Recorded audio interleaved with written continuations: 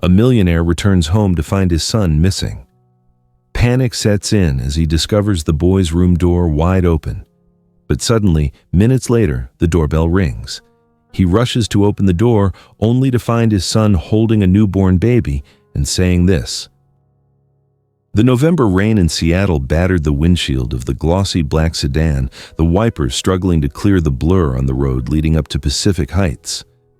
A Central Tower project had been put on indefinite hold, forcing him to cancel his flight to New York and return home earlier than expected. He needed a scotch and absolute quiet to rework the cash flow plan. The heavy iron gate slid open, but the usual warm yellow light didn't welcome him home. The entire mansion grounds were engulfed in thick darkness. Marcus frowned. His multi-million-dollar smart home system had never malfunctioned, especially not on a night with such bad weather. He parked the car, didn't bother with an umbrella, and strode quickly across the stone steps. The oak door opened, revealing a large, silent foyer. Arthur, Mrs. Gwen. Marcus called out for his butler and nanny. The only reply was the sound of his own footsteps echoing on the cold marble floor. The air inside smelled faintly of damp mold from rain blowing in somewhere, a stark contrast to the usual cedar oil scent. A feeling of dread ran down his spine. Marcus ignored the elevator and sprinted up the staircase to the second floor. The door to Leo's room, his 8-year-old son, was wide open. The first thing Marcus saw was the silk curtain flapping wildly inwards, billowing with the wind and making dry rustling sounds like the wings of a nocturnal bird. The floor was soaking wet.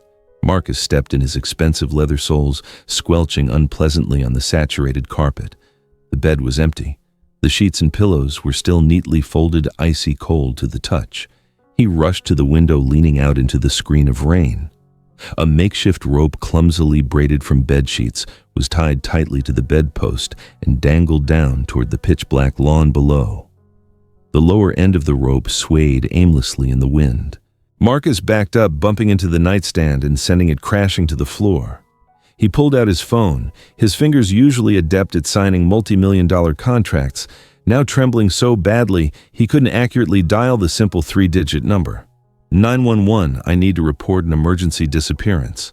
My son is missing. The address is 108 Skyline Drive. 15 minutes later, the stillness of the affluent neighborhood was shattered by sirens and swirling red and blue lights reflecting in chaotic streaks off the mansion's glass walls. The police secured the scene.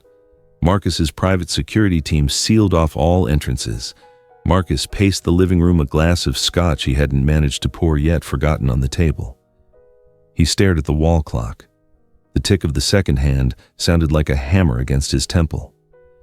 Since his ex-wife passed away from a prolonged illness, he had promised to take good care of the boy, but now his inattention was glaringly obvious.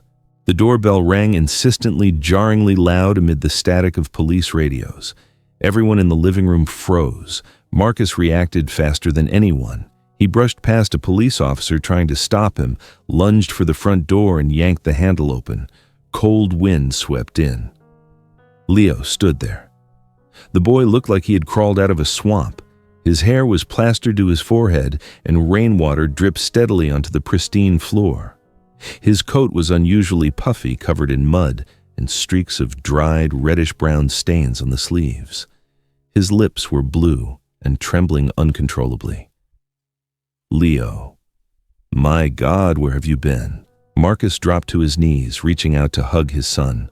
But Leo took a step back, his eyes pleading mixed with fear.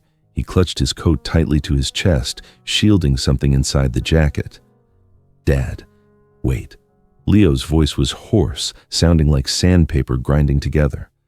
Are you hurt? Show me your hands. Bodafa. Marcus reached out, but Leo shook his head violently.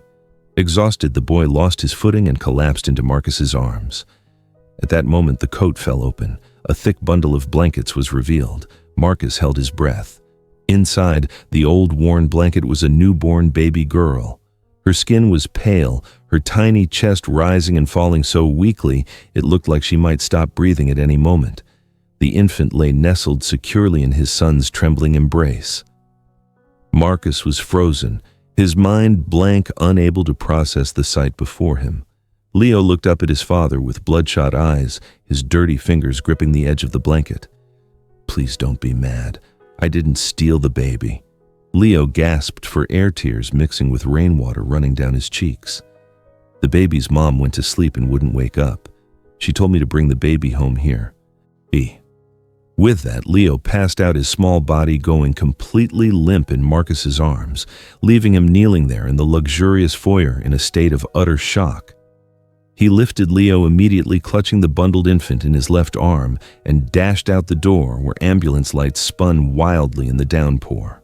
Shouts from the paramedics filled the air with chaos, but all Marcus could hear was Leo's faint rattling breaths. "Stretcher? Get a stretcher out here now." 2 paramedics took Leo from Marcus, placing the boy on a stark white pad. Another carefully took the newborn.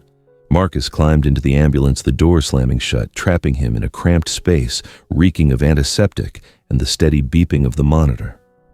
He slumped onto the bench seat, tightly holding Leo's cold hand. The boy lay motionless, his chest rising and falling weakly beneath the silver thermal blanket. On the other stretcher, nurses were frantically attaching a breathing tube to the infant girl. "Slow heart rate, temperature 95 degrees. Prepare warm IV fluids." Marcus stared intently at his son's face. The dried mud streak on Leo's cheek looked like a scar dividing his innocent features. He wanted to wipe it away, but his hands were shaking too much. Moments later, the ambulance stopped abruptly outside the emergency room entrance of St. Jude's Hospital. The doors burst open. The medical team rushed the 2 stretchers down a long, sterile corridor. Marcus followed, but was stopped by a gloved hand outside the intensive care unit door. "Excuse me, sir, you cannot go inside. We need room to work." The door closed. Marcus stood transfixed, looking through the blurry glass panel. Inside, they were cutting away Leo's soaked clothes, tossing them into a medical waste bin. The puffy coat, the mud-caked jeans, everything that had protected his son from the elements for the past few days, now lay piled up like rags. He leaned against the wall, sliding slowly down to the cold, tiled floor. Time in the hospital moved by a strange rhythm, sometimes rushing frantically, sometimes crawling agonizingly slow. "Mr. Sterling." A young nurse approached, holding a transparent plastic bag containing personal items. She looked at Marcus's expensive but rumpled suit with a mix of pity and curiosity. "These are the items found in your son's coat pocket. We need your signature to complete the admission paperwork." Marcus took the bag. It felt heavy. He shuffled over to a waiting bench, sat down, and emptied the bag. The items tumbled onto the seat with a jumbled sound. First was a handful of crumpled, mud-stained loose change. $1 and $5 bills were clumsily smoothed out. Marcus realized this was the allowance he gave Leo every week. The boy usually kept it in his piggy bank and never spent it. Next was an empty medicine blister pack. Marcus picked it up, squinting to read the label under the harsh fluorescent lights. Amoxicillin, 500 milligrams. A lump formed in his throat. This was the high-dose antibiotic his private doctor had prescribed him last week for chronic pharyngitis. He'd left it on his desk, convinced the housekeeper had put it away when it disappeared. Why did Leo take it? What did an 8-year-old know about antibiotics? And finally, the heaviest item fell to the floor, making a dry metallic thud as it hit the tile. Marcus bent down to pick it up. His solid gold Rolex Daytona. The anniversary gift his wife had given him. The item he had flown into a rage over 3 days ago when he discovered it missing from the unlocked safe. He remembered shouting at the butler, threatening to fire everyone, and Leo's fearful eyes when he asked the boy if he'd seen the watch. Leo had shaken his head. Now the watch lay in his palm, pathetic and distorted. The sapphire crystal, designed to be scratch-proof, was covered in cracks like a spider web. The gold casing was scuffed, covered in dirt and grit. It looked as though someone had thrown it hard onto concrete or dragged it over rocks repeatedly.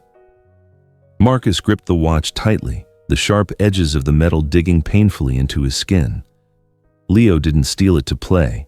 He brought his savings, he took the antibiotics, and he carried the most valuable object in the house that he knew of. A child carrying those items out of the house in the middle of a rainstorm wasn't running away. He was bringing them to save someone. Regret surged through Marcus. He pieced everything together. The missing cartons of milk last week, the thermos that vanished without a trace, Leo's furtive expression every time he returned from school. All were fragments of a picture he had been too preoccupied to see. He was busy making money, busy with his skyscrapers, so consumed that he failed to notice his son was silently carrying a monumental secret. "Mr. Sterling," a voice interrupted Marcus's thoughts.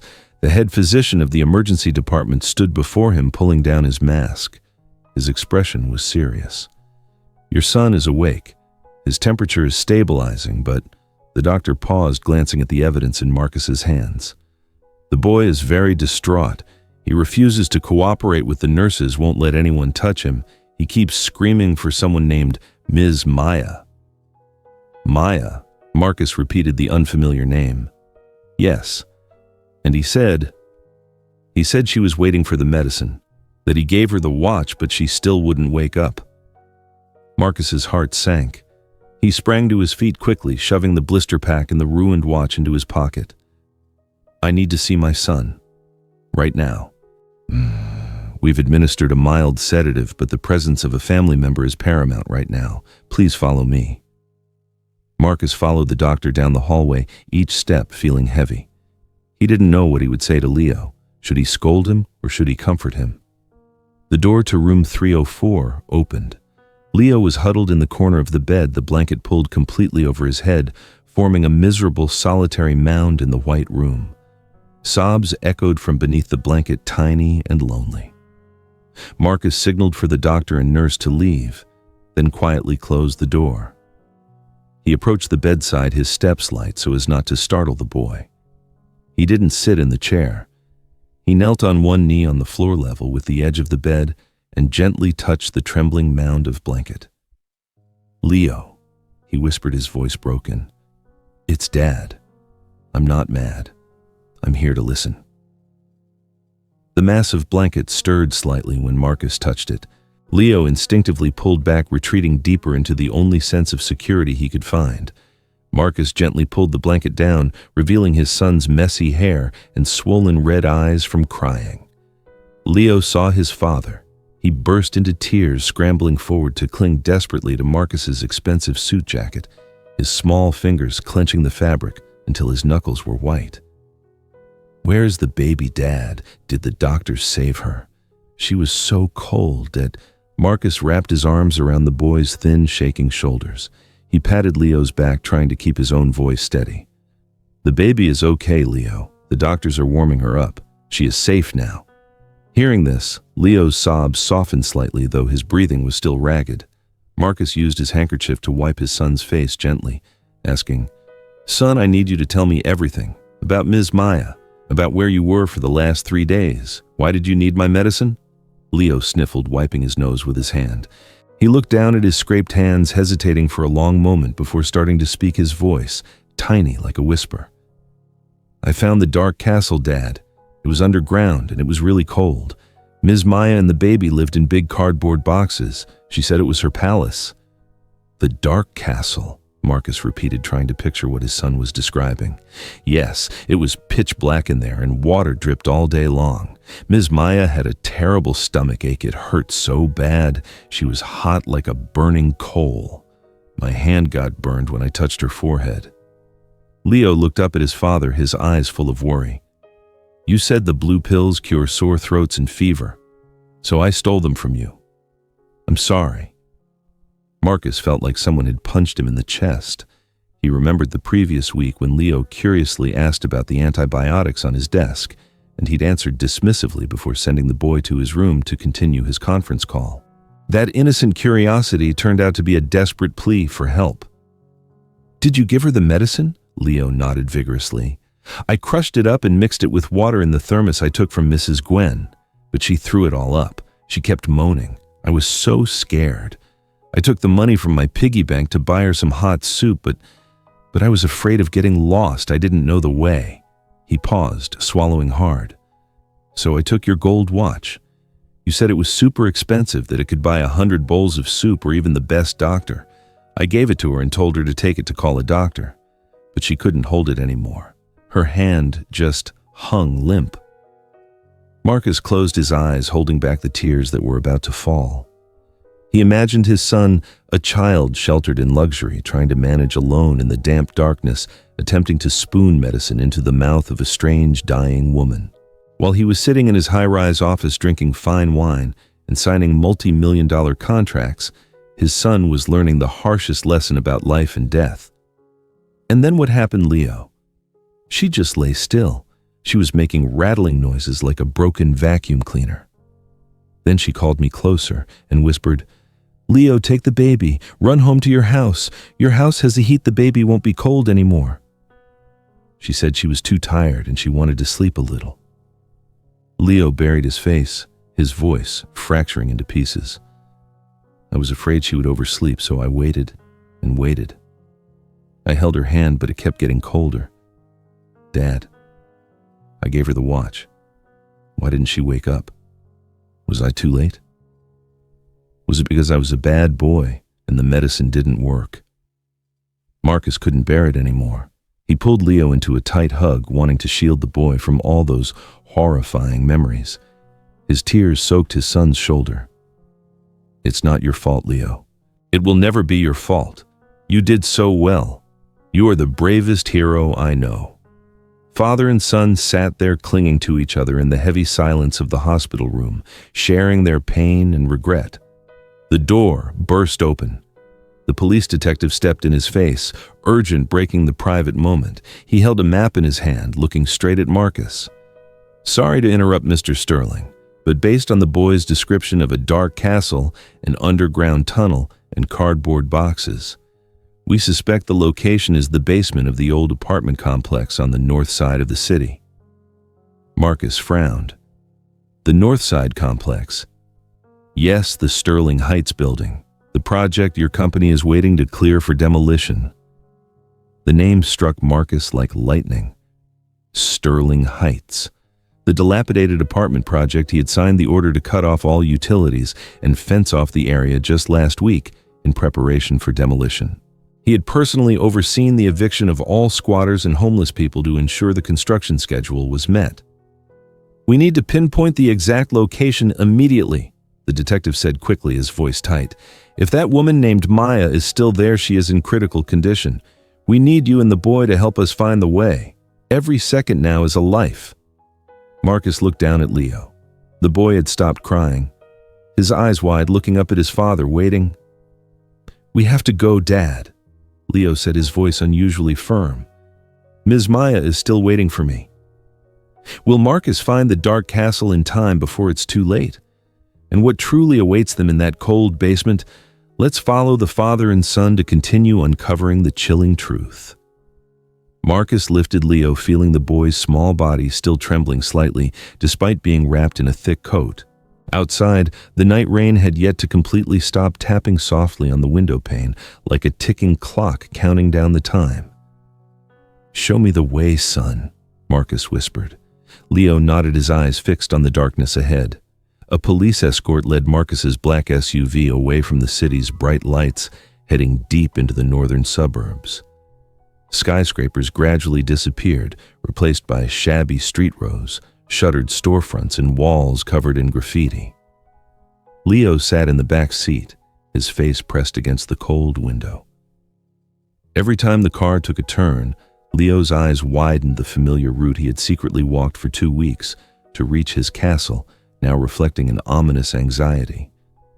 The car braked sharply in front of a rusty corrugated iron gate. Headlights swept over a crooked, worn-out sign. "No trespassing, property of Sterling Group, area pending demolition." The lettering had been half covered by black spray paint like a bitter mockery. Marcus stepped out of the car. The cold wind slapped his face, carrying the distinct musty smell of abandoned buildings. He looked at the sign bearing his company's name, then at Leo, who was shivering slightly in the arms of a police officer. A chill ran down his spine. The place he considered a profitable investment, his son considered a sanctuary. "Where is the entrance, Leo?" Marcus asked, his voice lost in the wind.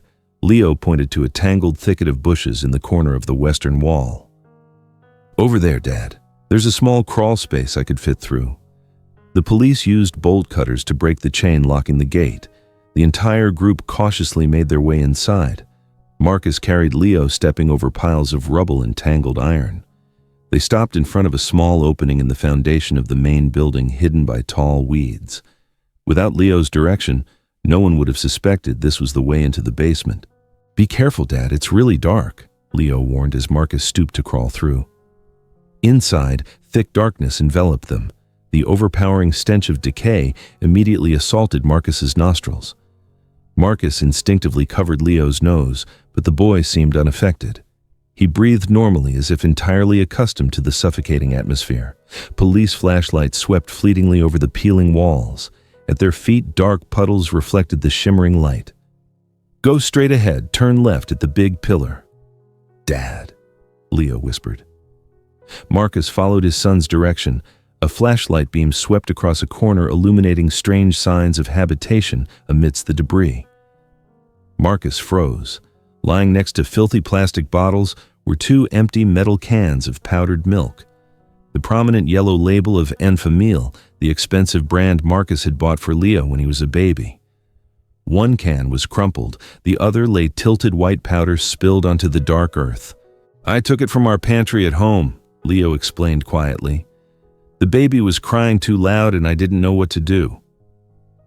They went deeper into a wind-sheltered corner, sectioned off by makeshift walls of damp, stacked cardboard boxes. Marcus shone his flashlight inside the custom-made room.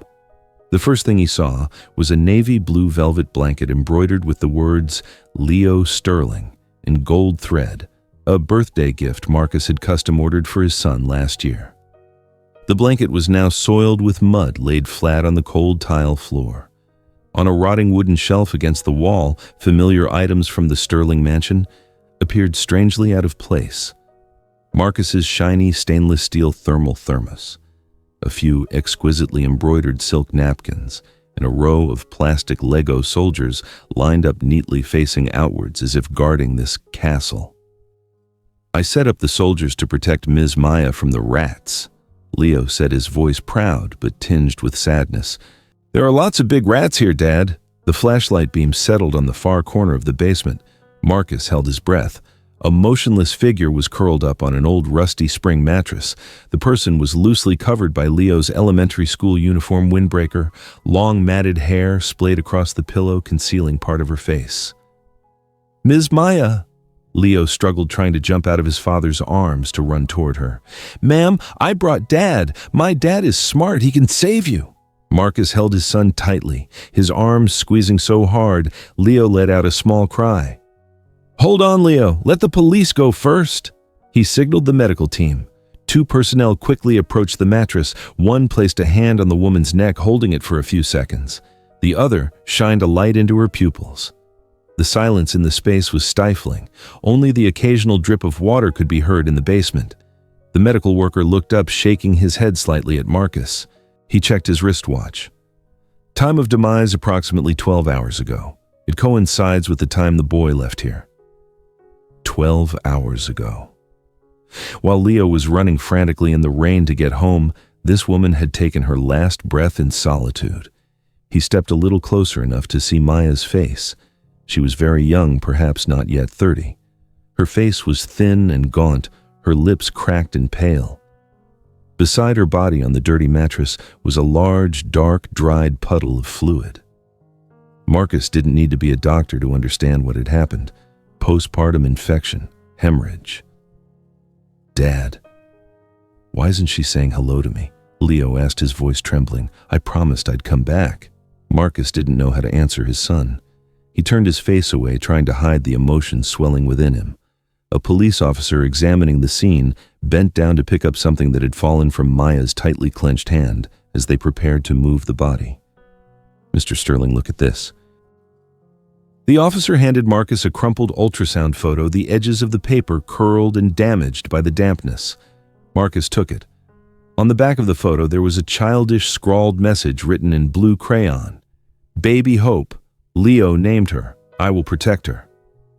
Marcus looked at the writing, then at his son. Leo wasn't just bringing provisions. In this dark, dirty basement, his son had become family, the sole guardian of this stranger in her final moments. He had named the baby Hope. The forensic team began their work. They lifted Maya's body to place it in a body bag. A cold draft swept through the basement opening, swirling dust into the air.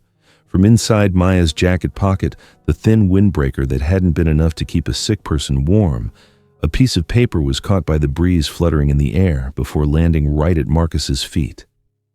He bent down to pick it up. The paper was folded in quarters, the edges frayed.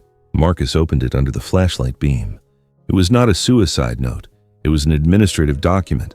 The Sterling Group logo was boldly printed in the upper corner. The title was in all caps, "Order for Resident Eviction from Building." The crumpled paper in Marcus's hand shook with his ragged breath. Marcus's eyes dropped to the bottom of the page. There, neat and sharp, was his electronic signature. Marcus Sterling, the name he proudly signed on multi-million-dollar charity checks, the name he signed on massive acquisition contracts. Now, it was present on the paper, found in the pocket of a dead woman. He remembered that afternoon, sitting in his air-conditioned office, scrolling through a stack of documents on his iPad and approving numerous demolition orders in a matter of seconds. "Found a wallet." The voice of a police officer rang out, pulling Marcus from his daze. The police chief opened the worn faux leather wallet, pulling out an old driver's license. He squinted to read it under the flashlight. Maya Roberts, 28 years old, has an expired nursing license. He turned to the officer holding the notepad. "Check the system quickly for any criminal record or next of kin." A few minutes later, the radio crackled back. "Maya Roberts, no criminal record, former pediatric nurse at St. Mary's Hospital. Terminated 6 months ago for excessive absence following a traffic accident.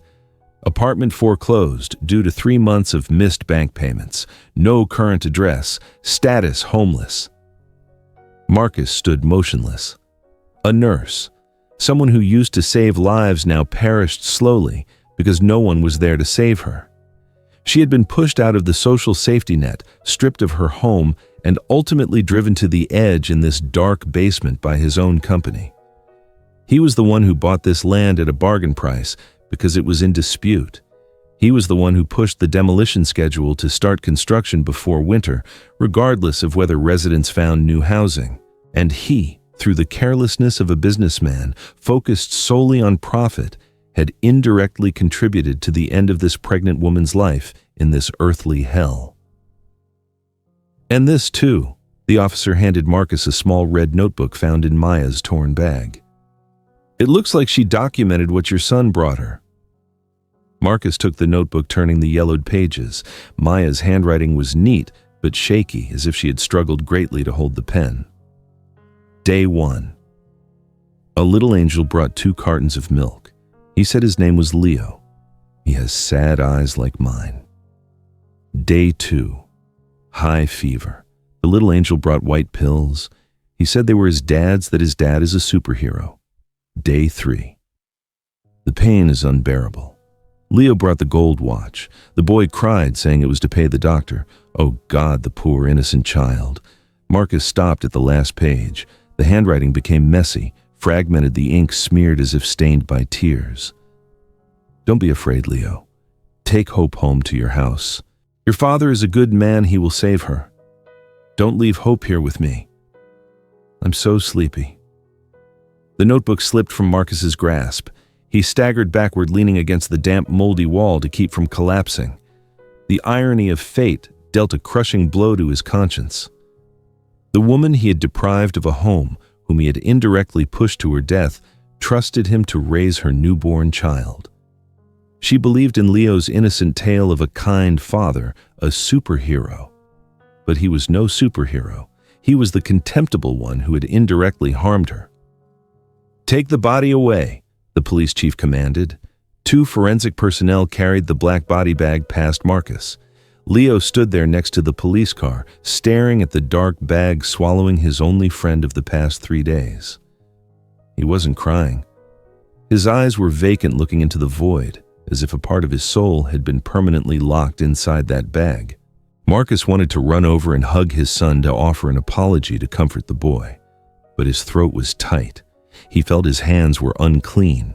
He, with all his wealth and power, felt insignificant and morally bankrupt in the face of the passing of a human being he could have saved with just a fraction of the money he spent on lavish parties. The detective stepped up, placing a hand on Marcus's shoulder. "Mr. Sterling, we need to take the boy to the station for a detailed statement. A child psychologist is already waiting. We need to clarify all the circumstances surrounding Ms. Roberts' death to close the file."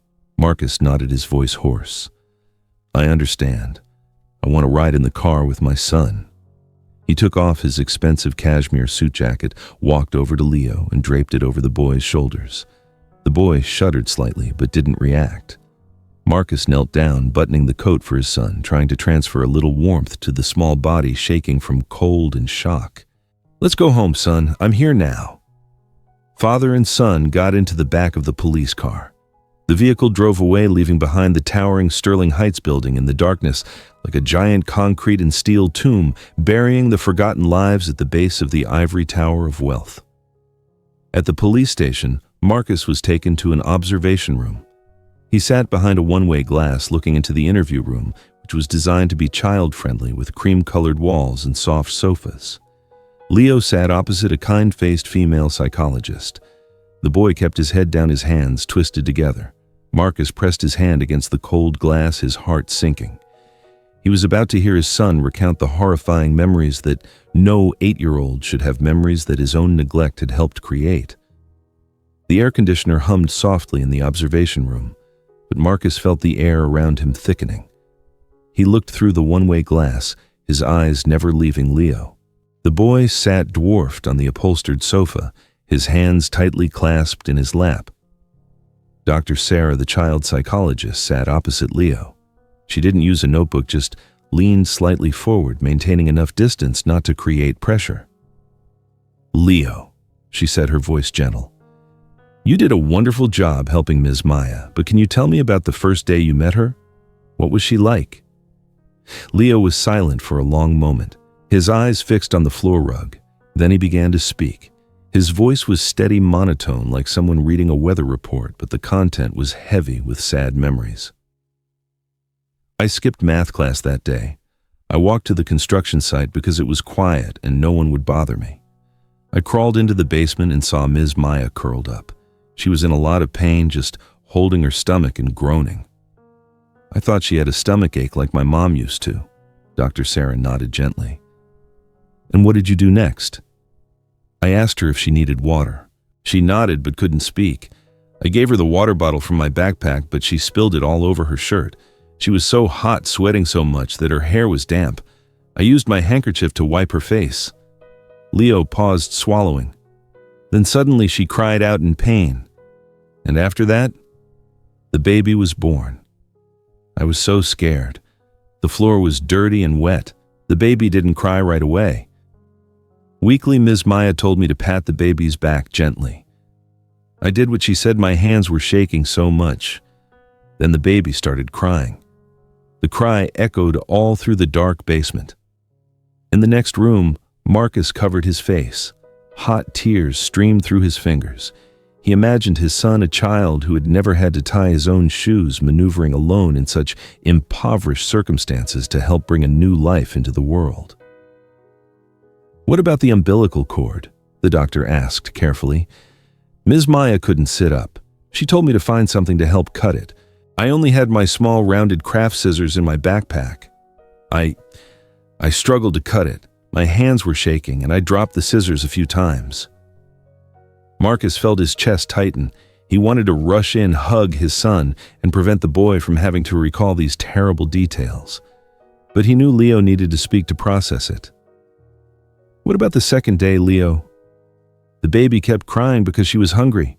Ms. Maya had no milk. She started talking nonsense, calling a name that wasn't mine. Her body was burning hot. I was afraid she was thirsty, so I ran home and stole Dad's powdered milk. I mixed it with warm water in the thermos and spoon-fed the baby little by little." Leo raised his hand to carefully demonstrate the spoon-feeding motion. Then on the third day, she started having seizures. Her eyes couldn't see me anymore. I remembered that whenever Dad had a headache, he would take those blue and white pills, so I ran back to get them. I tried to help her take the medicine pouring water in, but she couldn't swallow anymore. Leo's voice started to break, trembling. I thought maybe the medicine was too cheap, so it didn't work. Dad always said you get what you pay for, so I took Dad's gold watch. Dad said that could buy a whole hospital. I put it in her hand and I told her, "Take this, ma'am. It's really expensive. If you give it to a doctor, they will cure you right away." I whispered in her ear, "Please hold on, the doctor's coming soon." Marcus slammed his hand hard against the glass partition. The muffled sound wasn't audible on the other side. His carelessness, his shallow comments about money had ingrained themselves in his son's mind, making the boy believe a soulless watch could buy a life. "Did she take it?" the doctor asked softly. Leo shook his head. Tears began to roll down his cheeks. She pushed it back to me. She smiled, but her lips were so pale. She said, "I don't need a doctor anymore, Leo. I just need you to promise me one thing." She told me to promise I would protect baby Hope. She said, "Don't leave Hope here with me, it's too cold." Then she closed her eyes. I thought she was just sleeping. I sat and waited for her to wake up. "How long did you wait?" "For a long time, until her hand got completely cold." I shook her and said, "Ma'am, wake up, the baby is crying." But she didn't wake up anymore. Leo reached into his pocket and pulled out a small item. It was a cheap paracord bracelet, the kind sold at street fairs. She gave me this when we first met. She said it was a good luck charm. Now she's gone, so I'm keeping it for her. The boy clutched the bracelet in his palm like the most precious treasure on earth. Dr. Sarah nodded, signaling the end of the conversation. She left the room holding a voice recorder. "Mr. Sterling," she said, handing the device to Marcus, "your son is experiencing severe psychological distress. He feels guilty believing he failed to save Ms. Maya. He needs long-term therapy, and most importantly, he needs your presence and understanding." Marcus took the recorder. It was light, but the weight of the truth inside was greater than all the billions he owned. He realized his son had matured in the most painful way possible. Leo's innocent childhood seemed to have remained in that dark basement. The door to the interview room opened. Leo stepped out, his gait unsteady, utterly exhausted. Marcus said nothing. He couldn't say anything right now. He knelt down on the cold police station floor, right in the middle of the corridor, and opened his arms wide. He held his son tightly, pressing the boy's head against his chest. For the first time in his life, he didn't care if his expensive suit got dirty or wrinkled. For the first time, he wasn't afraid to let others see his vulnerability. "Let's go home, son," he whispered into his son's hair. "I'm here now." Father and son walked out of the police station, supporting each other. It was already dawn. The weak morning sun peered through Seattle's thick fog, but peace had not yet arrived.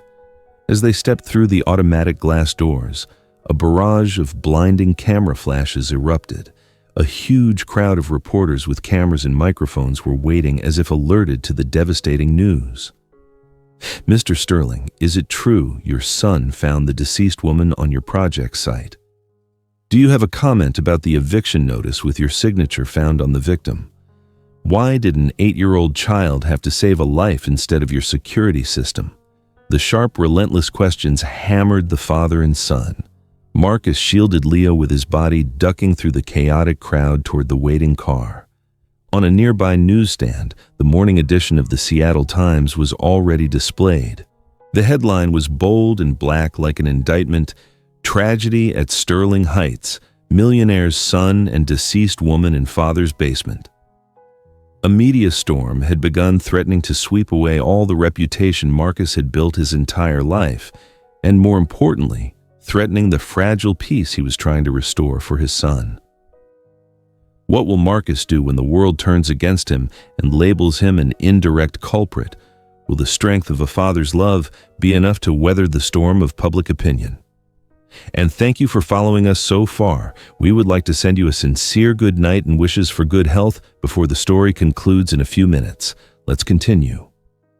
The black SUV navigated past the shouting reporters and entered the mansion gates. The iron gates slammed shut, cutting off the outside noise, but the air inside the house was still heavy with an unusual silence. Marcus carried Leo up to his room. The boy's spacious room, once filled with expensive Lego models and the latest gaming gear, now felt unfamiliar. Marcus put his son down on the bed, then began to clean up. He gathered all the tablets, the virtual reality gear, the electronic nannies he had used to replace his presents, and tossed them into a hamper. Instead, he turned on a small nightlight in the corner, its warm yellow glow spreading, chasing away the coldness of technology. "Aren't you going back to your office, Dad?" Leo asked, his eyes still fixed on the ceiling. Marcus shook his head. He pulled off his tie, tossed it onto a chair, then pulled out an extra mattress and laid it directly on the wooden floor right next to Leo's bed. "No, I'm sleeping here tonight. I'm tired of that other room." Leo said nothing, turning to his side and pulling the blanket up to his shoulders. Marcus turned off the overhead light and lay down on the floor mattress. In the darkness, he clearly heard the rain tapping on the window and his son's steady breathing. But he knew Leo wasn't asleep, and neither was he. The clock struck 2 in the morning. A muffled cry tore through the stillness. Marcus sprung up. On the bed, Leo was thrashing violently. Sweat poured off him, soaking his pajamas. His hands flailed in the air as if trying to push away something invisible. "Ma'am, don't sleep. The medicine is here." Marcus rushed over, gripping his son's shoulders tightly. Leo's body was rigid, shaking uncontrollably. Leo, it's Dad. You are home. I'm here." Leo opened his eyes wide. For a moment his gaze was completely lost, frantically searching for the damp concrete walls of the basement. It took several seconds before the warm yellow glow of the nightlight and the warmth of his father's hand convinced the nightmare to retreat. The boy didn't cry. He sat up, leaning against the headboard, his chest heaving. Marcus didn't let go of his hand. He sat on the edge of the bed, his hand still resting on his son's shoulder, maintaining a steady, patient pat. Silence returned, but this time it carried a different weight, the weight of unanswered questions. Leo turned to look at his father. The boy's eyes, once clear and innocent, now showed dark signs of forced maturity. "Dad." "Yes, son. You used to say, you said money is power. You said if you have lots of money, you can solve any problem." Leo paused, swallowing. "Your watch was really expensive, right?" Marcus nodded, his throat tight. "Yes, it was very expensive." "Then why?" Leo's voice cracked. "Why couldn't it buy medicine for Ms. Maya?" I put it in her hand. "Why is she still sleeping forever? Is your money broken?" The naive question was as sharp as a scalpel, cutting straight to the deepest part of Marcus's conscience. He wanted to tell his son about biology, about blood infection, about the critical window for emergency care, the logical arguments of an adult. But before him was not a partner or a shareholder. Before him was the son who had just witnessed the impotence of money in the face of death. Marcus looked down at his own hands, the hands that had signed multi-million-dollar contracts, yet couldn't keep a dying woman warm right on his own property.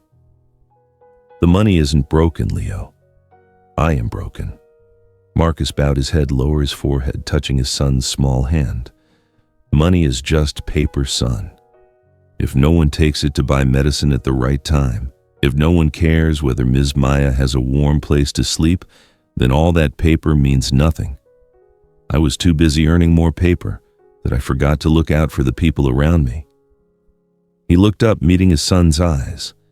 There was no longer any arrogance, no businessman facade, only the raw truth of a man realizing he had failed. "I am sorry. I'm sorry I left you alone out there. I'm sorry I didn't know Ms. Maya was there sooner. My carelessness. It was worse than not having money." A hot tear rolled down Marcus's cheek. He didn't bother to wipe it away. Leo stared at his father. He had never seen his dad cry. In Leo's memory, his father was a man in a black suit, always looking at his phone and speaking in brief sentences. The man sitting before him, his shoulders shaking and eyes red, looked so unfamiliar, yet so close. Leo timidly raised his hand. His small thumb, still bearing a scratch from the concrete, gently wiped the tear from Marcus's cheek. "Ms. Maya said you are a good person," Leo whispered. "She said you would save baby Hope." "I will," Marcus said, his voice firm. "I promise you." "Promise!" Leo interlocked his pinky with Marcus's. "Promise you won't let baby Hope be cold like Ms. Maya. Don't let her sleep in a cardboard box." "I promise, with my life. Baby Hope will never be cold again, and neither will you." Marcus squeezed his son's finger gently. A covenant was established in the dead of night, requiring no legal document, yet more binding than any contract he had ever signed. Leo seemed to have shed an invisible burden. He lay down, pulling the blanket up to his chin. His hand still held his father's. "Don't go anywhere, Dad. I'm right here. Go to sleep, son." Marcus sat there watching his son sleep, watching the lines on Leo's face relax. The false serenity of the room was in stark contrast to the storm gathering outside the gates. The next morning, the weak light of dawn filtered through the curtains. Marcus woke up, finding himself still slumped by the edge of the bed. Leo was sound asleep, breathing steadily. The scene was so peaceful that Marcus wished time could stop right here forever.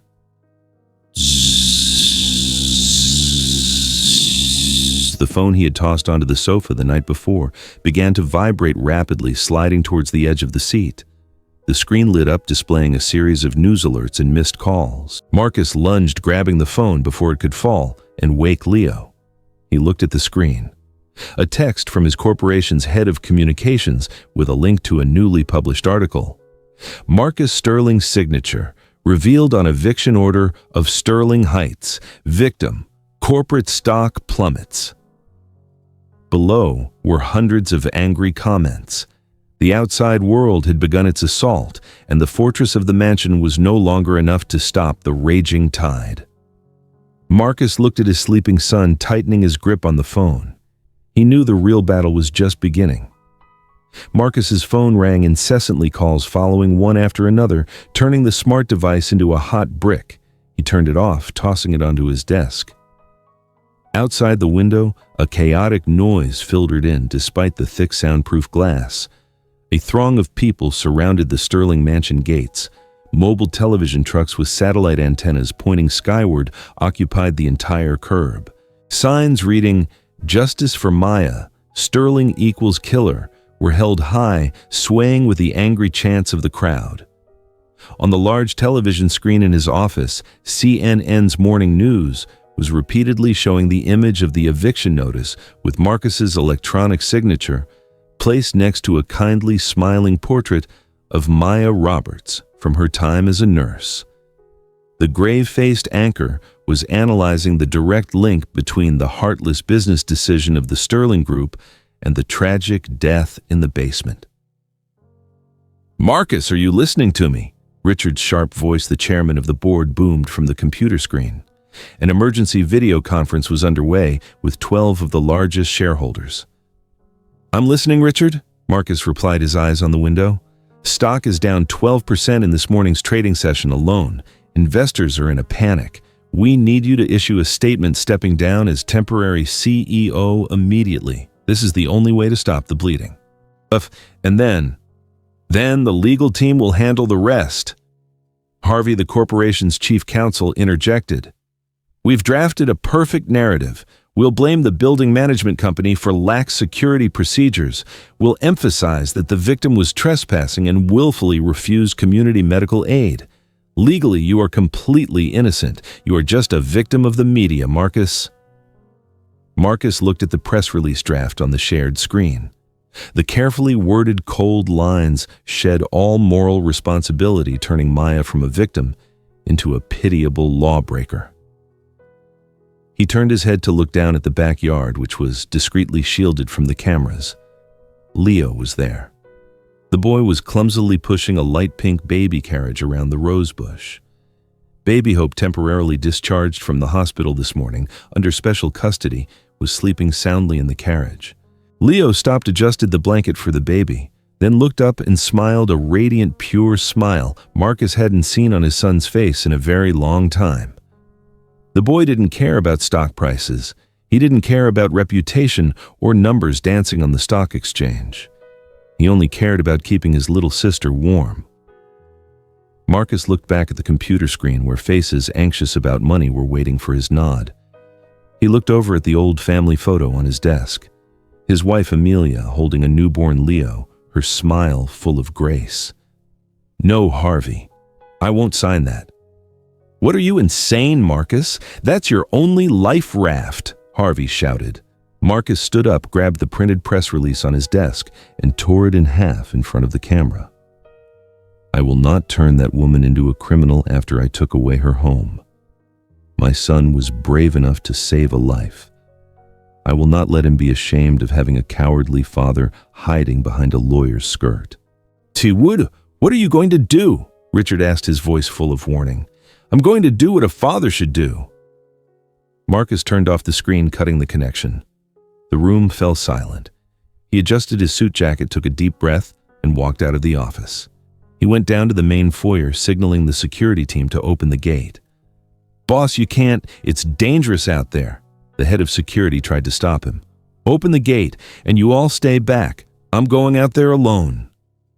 The iron gate slowly opened. The noise outside crashed in like a tsunami. Camera flashes popped continuously, momentarily blinding Marcus, but he didn't stop. He walked straight onto the sidewalk, standing before the forest of microphones pointed at him like spears. The crowd fell silent for a moment, surprised. They expected a lawyer or a press release, not Marcus Sterling himself, standing there without a security detail surrounding him. "I am Marcus Sterling," he said, his voice loud and clear, needing no megaphone. "And I'm here to apologize." A CNN reporter immediately rushed forward. "Are you apologizing for the stock drop or for evicting the homeless?" Marcus looked straight into the camera lens. "I apologize to Maya Roberts. I apologize that my signature on that eviction notice took away her final chance at survival. I admit that my company's lax management and heartless policies contributed to this tragedy. I am not denying responsibility. I was wrong." A ripple of murmuring went through the crowd. No one expected the arrogant mogul to bow down and admit fault so directly. "I will immediately establish an emergency fund of $10 million for all residents affected by the Sterling Heights project. The project will be canceled and the purpose of the land will be changed. And most importantly..." Marcus paused, thinking of Leo and his son's smile in the garden. "I will take full responsibility for the future of baby Hope, Maya's daughter. I will not let that child endure the cold one more day. I will file for adoption not for PR, but to repay the moral debt my son promised her mother." Silence fell over the crowd. The protest signs slowly lowered. Marcus's honest confession and human commitment seemed to soothe the anger. But just then, the sound of police sirens wailed in the distance, tearing through the calmed atmosphere. A white sedan with the Child Protective Services CPS logo weaved through the reporters, driving straight into the mansion courtyard. Marcus frowned. He had no appointment with them today. The car door opened. A stern-faced, middle-aged woman stepped out holding a thick file. She was followed by 2 police officers for judicial support. "Mr. Sterling," she asked, her voice cold and emotionless. "That's me. What is this about?" "I am Brenda Vance, a CPS supervisor. I have an emergency court order." She held up the paper with the red seal. "Due to the complicated media situation and the fact that you have no legal custody rights over the infant Hope Roberts, the court requires us to take emergency protective measures. We must remove the baby immediately into the foster care system." Marcus was stunned. "What? No. The baby is ill. She needs special care. I have all the resources. You are not the child's father, Mr. Sterling, and according to the records, you are under investigation for responsibility related to the mother's demise. This environment is deemed unsafe and subject to too much negative pressure for an infant's development. Ms. Brenda signaled for the two police officers to enter the house. "We will collect the baby. Please do not obstruct an officer in the performance of her duty." Marcus wanted to yell to stop them, but he knew resistance now would only make things worse in court. He turned his head to look inside the house. Through the living room window, he saw Leo holding baby Hope, looking outside, bewildered, not understanding what was about to happen. Marcus's heart constricted. He had just promised his son he would protect the baby. And now the legal system was coming to tear that promise apart right before his eyes. Ms. Brenda walked straight into the living room, followed by the two emotionless police officers. Leo was sitting on the thick rug, gently shaking a pink rattle in front of baby Hope. When he saw the strangers enter and bend down toward the crib, the boy's self-preservation instinct immediately kicked in. "Get away! Don't touch her!" Leo lunged, using his body to shield the crib. Ms. Brenda frowned, reaching out to push the boy away, but Leo bit down hard on her wrist. "Ouch! This child!" she yelled, stepping back to rub her red wrist. "Officers, hold the boy!" One officer grabbed Leo's shoulder, pulling the boy away. Leo struggled fiercely, kicking and punching wildly at the air. Dad, you promised. Don't let them take her. You're a liar." Marcus rushed in through the front door, witnessing the chaos. He pushed away the officer holding his son, pulling Leo into his arms, clutching the boy who was shaking with anger and fear. "Stop! Don't scare my son!" Marcus roared, his eyes blazing at Ms. Brenda. "Can't you see the baby is sleeping? I can call my lawyer right now." "The law is the law, Mr. Sterling." Ms. Brenda replied coldly, rubbing her red wrist as she signaled for her accompanying staff to pick up baby Hope. "We have a court order. The child belongs to the state until further ruling." The social worker scooped baby Hope out of the crib. The baby startled and screamed. The heart-wrenching cry echoed throughout the large house. "No hope. It's me, I'm Leo." Leo screamed, trying to escape his father's embrace to chase them. Marcus had to use all his strength to hold his son back, his own tears mirroring the helplessness he felt. "Leo, listen to me. Please, son, let them go. I will bring her back, I promise." "You lied. You can't do anything. You just talk." Leo turned, pounding his fists weakly against Marcus's chest. His son's light blows hurt his heart more than any physical wound. The door closed. The sound of the CPS car siren faded away. The room became frighteningly silent, broken only by Leo's choked sobs. The boy buried his face in Marcus's shoulder, his whole world crumbling beneath him. Marcus carried his son up to his room, placing him on the bed. He said nothing, just kissed the boy's forehead and quietly stepped out. He went into his office, closing the door. There was no more time for grieving. Marcus picked up the phone and dialed Harvey. "Harvey, I need you to assemble the best legal team, right now." "To sue CPS, Marcus, I advise against that." "Not to sue. I want to file an emergency petition for the adoption of baby Hope Roberts. I want to win custody at any cost. Money is not an issue." "Connections are not an issue. I want that child home before the end of the week." "Marcus, you're crazy. You're a single man and you're currently facing media scrutiny related to the mother's death. The judge will laugh at you." "Then let's make sure they don't laugh. I will prove I'm the best option. Get the paperwork ready." The legal battle began. The next 48 hours were the most intense of Marcus's life. He didn't sleep. He and his lawyers scrutinized every legal loophole, preparing stacks of documents, proving his finances, mental health, and child-rearing plans. But the biggest hurdle wasn't money. It was time. The judge was skeptical of a busy CEO's ability to be a father. Wednesday morning, Marcus called an emergency board meeting. "I am taking 6 months of unpaid leave," he announced briefly to the astonished faces of the shareholders. "I am transferring all operational authority to Vice President Anderson. I will not take a single work call during this time." "Are you taking a sabbatical?" Richard asked sarcastically. "No, I'm taking time off to be a father." Marcus left the meeting room, leaving the corporate chaos behind him. He drove home, stopping by a hardware store. "Leo, come down and help me with something." Marcus called up the stairs when he got home. Leo shuffled down, his eyes still swollen. He saw Marcus awkwardly carrying boxes of pink paint and disassembled crib parts into the house. "What are you doing, Dad?" "We are going to prepare a room for baby Hope. I told you I will bring her back. We need to be ready, don't we?" A spark of hope lit up Leo's eyes. "Really, Dad? Really? Here, hold this." Father and son got to work. Marcus, the man used to ordering people around, was now fumbling with a drill, sweating profusely. He missed a hole, sending plaster dust flying, coating his designer clothes. Leo burst out laughing. "You're holding it backward. You have to hold it this way." The boy ran over to adjust his father's grip. The sound of laughter echoed in the empty room, chasing away the gloom of the past few days. They painted the walls together, getting messy from head to toe. They assembled the wooden crib together, and although they had a few screws left over, it felt sturdy.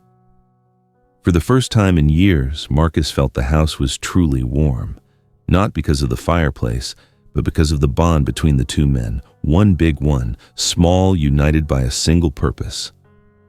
Friday morning, the hearing at family court. Marcus wore a simple suit, no tie. He sat at the respondents' table, tightly holding Leo's hand. Judge Miller, a strict middle-aged woman, flipped through the thick file. She looked at Marcus over her reading glasses. "Mr. Sterling, I have reviewed your petition. Your finances are beyond reproach, but money cannot buy affection. You have previously failed to care for your own son, as the psychological reports indicate. Why should I believe you can properly care for an infant with special circumstances like baby Hope?" Marcus stood up. He didn't use the flowery language his lawyers had prepared. He looked directly into the judge's eyes. "Your Honor, you are right. I was a bad father. I let my work consume me. But my own son, Leo, taught me the greatest lesson about responsibility. He bravely saved Hope's life when I was neglectful. And now I want to use the rest of my life to atone, to join my son in protecting this child. I have stepped down as CEO to devote myself fully to raising my children. I am not asking for custody because I am rich. I am asking because I owe this child a home, and I love her as my own daughter." The judge remained silent. She turned to look at Leo. "Young man, do you want your father to raise the baby?" Leo stood up straight, speaking clearly. "Yes, ma'am. My dad painted her room a very pretty pink. My dad promised not to let her be cold again. I trust my dad." The courtroom was quiet. Judge Miller took off her glasses, letting out a small sigh of relief. She brought down the gavel. "The court grants Marcus Sterling temporary guardianship of baby Hope Roberts, subject to a 1-year probationary period. Social services will conduct monthly supervised visits." The sound of the gavel hitting the desk was like music. Marcus lifted Leo into a hug, twirling him around in the courtroom. Leo screamed with joy, clutching his father's neck. Father and son drove straight to the social welfare center. The handover process was quick. When the nurse placed baby Hope in Marcus's arms, the baby opened her dark eyes and looked at him, then smiled a toothless but radiant smile like sunshine. "Hello, my daughter. Daddy's here to take you home," Marcus whispered, kissing her forehead gently. Leo carefully buckled the car seat in the back. He held his little sister's tiny hand. "Let's go home, Hope. Your big brother Leo saved you. No one can hurt you anymore." The car drove away from the center. On the way back, Marcus intentionally drove past the old route to the Sterling Heights project site. The rusty metal fence had been taken down. The "no trespassing" signs were gone. Instead, bulldozers were leveling the ground, preparing for a new beginning. Leo looked through the window, no longer showing fear or anxiety. He turned to his father, smiling. "Dad, that place, it's going to be beautiful, right?" "That's right, son. It will be beautiful. It will be a place where no one is cold anymore." Marcus smiled back, pressing the gas pedal to take his family home, a place that was now truly complete. The last drizzle of the Seattle winter had finally passed, giving way to the warm May sunshine, dancing on the manicured green lawn of the Sterling mansion. The hydrangeas that Marcus had once considered having removed because they required too much care now bloomed in clusters of vibrant purple under the afternoon sun. The automatic iron gate opened at 5 p.m., but not to welcome the black CEO limousine as before. Marcus drove the gray family SUV into the driveway, the back seat still scattered with small animal-shaped crackers. He stepped out of the car, not carrying a crocodile skin briefcase full of multi-million-dollar contracts. Instead, one hand held a large bag of diapers, the other a teething toy shaped like a giraffe. Marcus took a deep breath. The air was fresh, carrying the faint scent of freshly cut grass and jasmine. He smiled, a feeling of lightness spreading through his chest that no successful business deal had ever brought him before. The front door was already open. The sound of children's giggling echoed from the living room. Marcus walked in, gently placing his items on the console table. By the fireplace, which was no longer just a display piece but kept lit and warm every evening, a peaceful scene unfolded, making him stop to watch. Leo was lying prone on the thick sheepskin rug, propping his head up, with his hands patiently waving a brown teddy bear in front of his little sister. Baby Hope, now 6 months old, chubby and rosy like a ripe peach, was exerting all her strength to crawl toward her brother. Her dark eyes sparkled with determination, her small mouth making constant chewing motions, drool running down her bib. "Come on, Hope, just a little further. Come to your big brother, Leo." Leo cheered, his voice full of excitement. Baby Hope stretched out, kicking her chubby legs against the rug, inching her whole body forward a few centimeters. She managed to grab the teddy bear's foot, squealed with delight, and immediately began to chew on it happily. Marcus laughed out loud. Leo looked up, saw his dad standing there, and his face brightened. "Dad, you're home. Look, Hope is crawling so well, she's almost ready to crawl fast." Didor. Marcus took off his suit jacket, draped it over a chair, loosened his tie, and didn't hesitate to sit down on the rug with his children. He opened his arms wide. "Let's see. Let Daddy see how clever my princess is." Seeing her father, Baby Hope released the teddy bear, grinned toothlessly, and waved her hands frantically, demanding to be picked up. "Bah!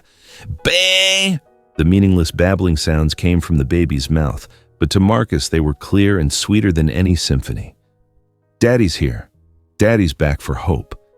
He lifted his daughter high, nuzzling her round tummy, making Hope giggle uncontrollably.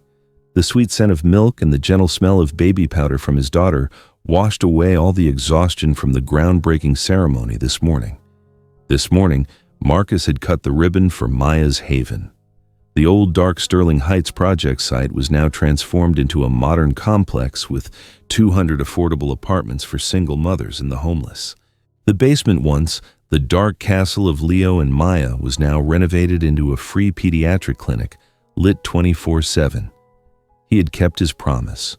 No one would suffer from the cold on his property again.